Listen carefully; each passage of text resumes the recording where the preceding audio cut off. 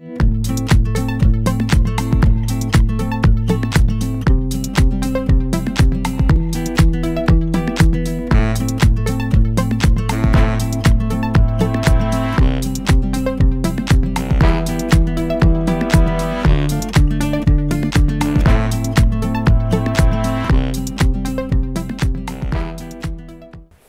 tout le monde, donc du coup on est venu chez Mauro Ceballos que j'ai rencontré chez mon père. Il a un restaurant chilien à Paris et il a fait une projection de sa BD, première BD dessinée au vin, au monde. Il a fait des recherches, il s'est renseigné, donc c'est une BD qui parle de l'histoire du vin au Chili parce que Mauro est chilien.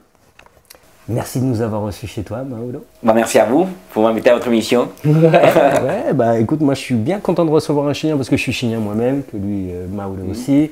Tu es émigré, donc tu es arrivé ici après ta naissance, tu es né au Chili. Moi je suis né au Chili, je suis grandi au Chili jusqu'à mes 21 ans. Ouais. Et puis après je suis venu ici pour faire mes études. À Bordeaux directement ou tu as fait un petit parcours À Bordeaux directement, depuis toujours qu'il y a eu à Bordeaux. D'accord, donc ça fait 18 ans que tu es à Bordeaux quoi. Voilà, 18 ans. Et du coup, tu dessines depuis quand? Depuis toujours? Depuis tout petit, depuis que je suis né en fait, apparemment. Tu as plein de styles en plus. Je trouve que tu as plein de styles, c'est-à-dire que c'est pas si évident de ça, reconnaître ton style, parce que tu as plusieurs façons de peindre. Oui, au début, moi je faisais des faux tableaux quoi. Ah, c'est-à-dire des faux tableaux? Fausseurs. Ah, c'est vrai.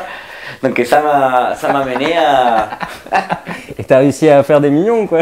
Non, je n'ai pas fait beaucoup non plus, mais ça m'a permis d'aller à étudier plusieurs techniques de peinture, de différentes époques différentes et différents maîtres différents. Ouais. Donc du coup, avec tout ça, je suis venu à la bande dessinée. Tu vois? Parce que c'est... Ça te plaisait, ça t'attirait depuis le début la bande dessinée? Parce que c'est une mise en scène, c'est toute une histoire, c'est pas juste un tableau, c'est ça? C'est ça, parce qu'un tableau, ça reste un tableau juste une image. Ouais. Mais une BD, ça te raconte une histoire. C'est une multitude de tableaux. Donc voilà quoi. Et donc attends, la BD, parce qu'elle raconte l'histoire du Chili, tu as dû passer beaucoup de temps à l'étudier du vin au Chili? J'ai passé un an à étudier déjà l'histoire du vin chilien, aussi du vin français, et les connexions en fait qui s'avaient entre les deux. Et qu'est-ce qui t'a pris de dessiner avec du vin? C'est parce que tu n'avais plus de peinture? Et non, en fait, justement, c'était pour les derniers albums, celui-là. Parce que l'album, il s'appelait Made in Bordeaux. Ah, et tu l'as fait avec du vin, celui-là? Et c'est les tout premiers dessins que j'ai fait avec du vin, en fait. Excellent. C'est pour ça qu'il les garde comme ça. Et tu dessines avec du vin, avec du café? Ouais, j'ai fait après... des cigares aussi, non? Ouais, avec du cigare. Et j'étais engagé pour Nespresso aussi, pour faire une petite campagne. C'est vrai? Excellent. Avec un tableau fait au café, que je les garde toujours ici. On l'a filmé. Parce que j'ai vendu l'image, j'ai pas vendu l'original. D'accord. Donc l'original, c'est moi qui les garde. Et du coup... pas déconner non plus. Non, d'ailleurs, les plus belles pièces, je les garde à la maison aussi. Ah ouais? J'ai arrêté d'exposer tout ça parce que ça a pris de la cote déjà, donc je préfère les garder et les mettre en sécurité. On vous donnera pas l'adresse. Hein. Et puis, et moi, plutôt maintenant, j'ai pris les schémas du vin, de la peinture au vin. Quoi. Et puis tous les différents couleurs qu'on peut ressortir de la nature. C'est-à-dire que tu peux jouer avec le vin, avec... oui, parce qu'il y a un engagement écologique en même temps. Parce que c'est une connerie ou c'est pour... Non, c'est vrai parce que les vins comme peinture, tu peux les trouver n'importe où. Il n'y a pas besoin de... Ça, c'est par exemple en biodynamie. Quoi. En plus, quand la peinture, tu peux la voir. C'est ça qui est pratique. C'est magnifique. Et tu peux la trouver dans n'importe quel supermarché où tu vas. C'est vrai. T'as pas besoin de chercher une peinture spécifique dans un magasin spécifique en fait. Non, le plus magique c'est que tous les vins au monde sont tous différents. Ils sont tous une couleur différente. Parce que c'est des différentes manières de les faire, c'est des différents soleils, c'est différents types d'eau et de terre.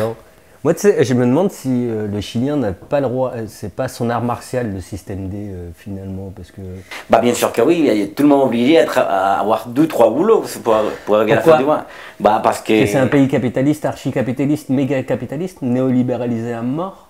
Oui, oui, bien sûr. Je crois que c'est le premier pays aussi néolibéral. C'est les pays les plus capitalistes devant le Japon et devant les États-Unis.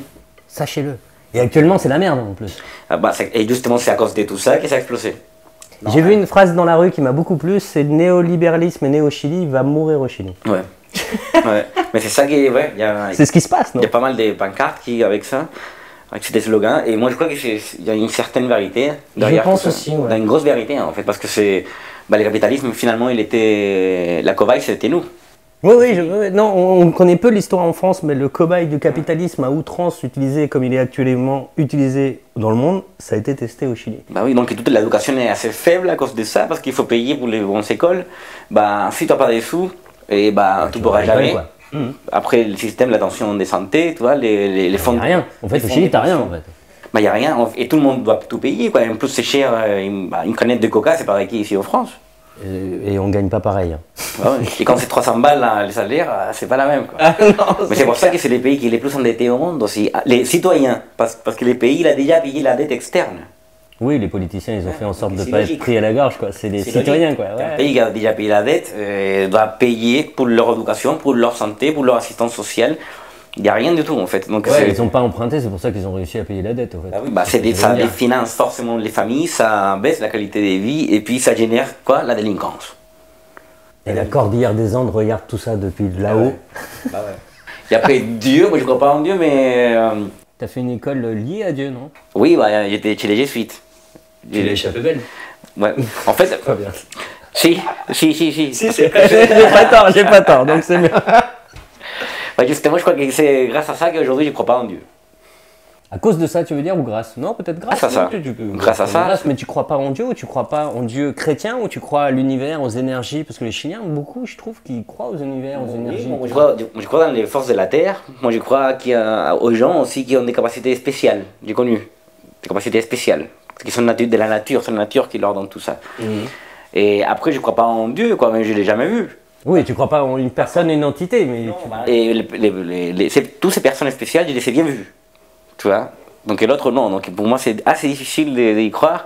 Et puis après qu'on a su tout ce qui s'est passé dans mon école, justement. Ah, parce que t'as appris des choses après? Oui, j'ai appris pas mal des choses, toi, qui avait mon prof... Une école réputée Bah oui, c'est très réputé, c'est... Jésuite, quoi. Ouais. Jésuite, ouais. C'est la plus réputée du pays, en fait. À Santiago. C'est une des plus vieilles, les plus chères aussi. Ouais. Et puis après, je sais que mon prof-chef, il avait abusé pendant des années des copains d'école. Eh merde, et tu me disais que toi, t'avais échappé belle parce que t'étais un peu... Parce que j'étais métèque. Oui. C'est bien d'être métèque, ça peut servir. Là, tu l'as échappé belle. Comme ça, les gars, c'est bien. Je pense que les profs, ils étaient tous des anciennes...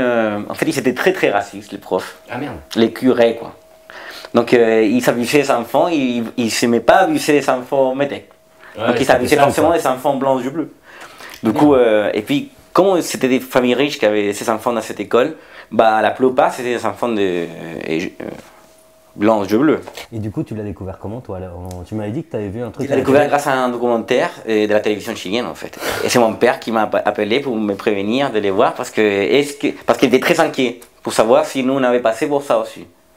Et puis, bah ouais, donc il était très inquiet. Moi, je lui ai dit que non. Bah non, au contraire, parce qu'il y avait des enfants qui étaient abusés sexuellement, et après il y avait des enfants qui étaient abusés mais à coup de poing dans la gueule. Ah ouais? Eh ouais, donc moi j'ai fait partie de ces gens qui se prenaient des claques. Tu été élevé à la rude, quoi. Ah bah oui, bah, il y avait des écoles, des garçons, il n'y avait pas des filles, quoi, donc c'était un peu à la militarisée. Ok, donc tu es sur Bordeaux, tu arrives en France. C'est pas compliqué d'arriver en France? Si, c'est chaud. C'est chaud, c'était hyper chaud. La première nuit, j'ai vomi et tout, de l'estress. C'est vrai? Ouais, parce que j'avais peur, quoi.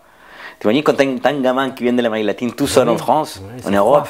Oh là là, mais c'était hyper froid. Ouais, en Europe, c'est froid, en fait, c'est froid, c'est ça. Oui. Et c'est froid au niveau de l'humain. Hein. Et en Europe, au niveau du climat. Et pas qu'en France, en fait, en Europe, tout court. Ouais, bien sûr. C'est un choc culturel énorme. Et du coup, t'as aimé, t'es resté, tu t'es lancé dans la musique directement. Après, comment ça se fait que tu t'es dit, t'es arrivé à la BD? Pourquoi tu t'es dit une BD au vin ou c'est venu... T'as dessiné beaucoup au vin et du coup t'as compilé, t'as fait la BD après ou... La BD c'était... C'est une réflexion à long terme? J'ai l'impression que c'est une réflexion à long terme. Oui, ça a pris construit quand même. Ouais, ça a pris beaucoup de temps pour la construire. Il y a la BD, il y a la projection, donc l'animation, il y a le spectacle, parce que c'est un spectacle de... Moi j'ai eu la chance de le voir, c'est un spectacle d'1 heure et franchement c'est un sacré spectacle. Et du coup tu fais la BD mais tu fais des expositions aussi? Oui, parce qu'après la BD en fait... Après la BD, il y a pas mal de propriétaires viticoles qui se sont intéressés dans l'affaire. Et puis, la bouteille? Mais la bouteille, c'est une des premières choses. La bouteille est sortie avant la BD. Plus facile à sortir. En plus, il faut aller la peinture. Ah ouais, pour peindre les trucs. Il faut aller la peinture d'abord. Donc c'est là que j'ai rencontré les... Et on peut l'acheter? Ouais, on peut l'acheter dans les caves à Bordeaux, dans la propriété viticole aussi. Et il y a à l'étranger aussi, à Paris, les Expo aussi. Donc ils nous ont sorti ça, du vin, la BD, les films, les spectacles. Après ils nous ont sorti un pain aussi, Divin Pain, ça s'appelle. C'est un pain à base de et qui l'a sorti, du vin. Un boulanger du coup. Un boulanger, à base de vin. À base du vin, ouais. Tu te bourres la gueule, c'est non, non, c'est la chair de c'est Christ dans le même endroit. C'est dans la pâte en fait qu'elle met du vin, donc c'est excellent. Donc nous sommes produits un pain et maintenant nous sommes en train de faire un pâté qui est aussi au vin. Voilà, donc c'est le divin pâté. Tu pourras avoir un divin repas en fait. Voilà, un divin apéro. Un divin apéro. Effectivement, un bon divin apéro. Donc tu me disais, tu as appris que ton frère était en première ligne quand tu as su qu'il avait été à l'hôpital. Il m'appelait. Il m'appelait pour me dire que ça allait pas au pays, que ça allait pas à lui, que ça allait pas à la maison. Et puis ça m'a angoissé énormément et puis ça m'a... C'est l'impuissance, c'est une impuissance énorme. Ouais, parce que tu es à distance, tu n'es pas sur place, tu peux rien faire, tu te sens inutile quoi. Voilà, et du coup, bah. Je l'ai dit parce que je l'ai oui, ressenti bien sûr aussi. bien sûr que oui, quand tu es à l'étranger, il y a à ta maison, ça va pas, bah, ça t'angoisse énormément. Bah ouais. Du coup, bah, je me suis dit, je peux rien faire en fait, à niveau physique. Pour rien, pour personne en fait. Mais au moins, j'ai pu lancer des dessins. C'est l'unique chose que j'ai pu faire. Et c'est de montrer déjà que des fois, un dessin, il peut faire beaucoup plus de bruit qu'un coup de poing. Donc, bah, rappelle-toi de Charlie Hebdo. Et puis ça reste dans le temps. Oui, non, Charlie Hebdo, oui. Et justement, j'ai reçu des menaces de mort de l'extrême droite chilienne. Après quelques dessins que j'ai fait exprès pour les manifs de là-bas. Je me rappelle qu'avant de venir en France, bah, j'avais 18 ans. Et on sortait quand même à se manifester, mais on manifestait pour la liberté. Aujourd'hui, les Chiliens ils sont en train de manifester pour bouffer. Ouais, c'est pas la même. C'est pas la même chose. Non, c'est pas pareil. Du tout la même chose, quoi. Donc, la BD, vous pourrez la retrouver sur notre site, mais un peu partout. On peut la retrouver partout, sur le web. Sur Internet. On peut faire des commandes Internet maintenant. Commandes Internet. Maintenant, avec le coronavirus, ça va être rare Internet. de pouvoir trouver des commerces, peut-être. À savoir. Va savoir. L'audiovisuel Internet, peut-être que c'est le meilleur système. Bah, il faut la commander. Moi, en tout cas, je vais la mettre sur uidd.fr. On peut la trouver sur ta page. Tu as une page Facebook. Tu as un site internet ou pas? Tu n'as pas de site internet. D'accord. J'ai Facebook. Réseaux sociaux, quoi. Tu es sur les réseaux sociaux. Après, je reçois des mails, je fais des commandes. Si les gens ils veulent des bandes dessinées dédicacées, bah, ils s'envoient un mail et puis bah, c'est moi-même qui entame la commande parce que tout ça c'est fait aussi en auto-édition et auto-production. Oui, non, mais c'est ce qui me plaît. C'est toi-même qui te gère en fait. Il n'y a pas de maison d'édition, il n'y a pas de maison de production, il n'y a rien. C'est plus de taf, mais plus de liberté, c'est ça? Et ouais. Écoute, Mauro, merci beaucoup de nous avoir reçus chez toi. On va revenir assez régulièrement, tes expositions et tout ça. Et puis, si vous avez envie de découvrir ce que fait Mauro, donc le vin, le pâté dans peu de temps, la BD, les cadres, donc on vous tiendra au courant de son activité au niveau des expositions. Et puis, vous pourrez retrouver tout en virtuel. Voilà. Merci. Merci Mauro. Et puis, ouais, on continue à déguster de la peinture. Eh oui.